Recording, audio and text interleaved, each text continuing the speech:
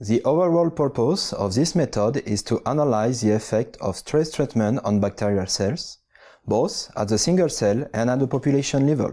It provides a global vision of the effect of stress on several aspects of bacterial growth, including cell viability, morphology, and DNA content.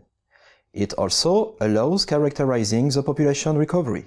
This method could be used in pharmaceutical industry to screen for the activity of new antimicrobial molecules and appreciate their impact on bacteria viability and growth. Stress-inducing treatment has an efficiency that is dose and time dependent.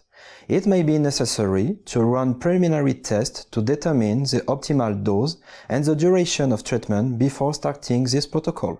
The visual demonstration of this method allows picturing important details of each critical steps and how to perform them properly.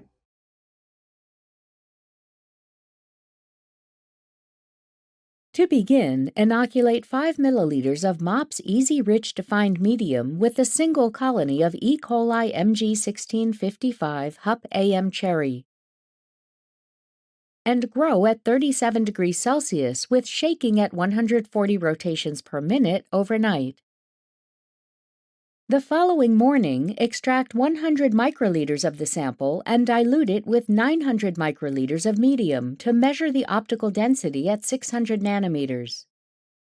Then dilute the culture in a test tube containing fresh medium to an OD 600 nanometers of 0.01. Incubate the inoculated test tube at 37 degrees Celsius with shaking at 140 RPM until the optical density reaches 0.2.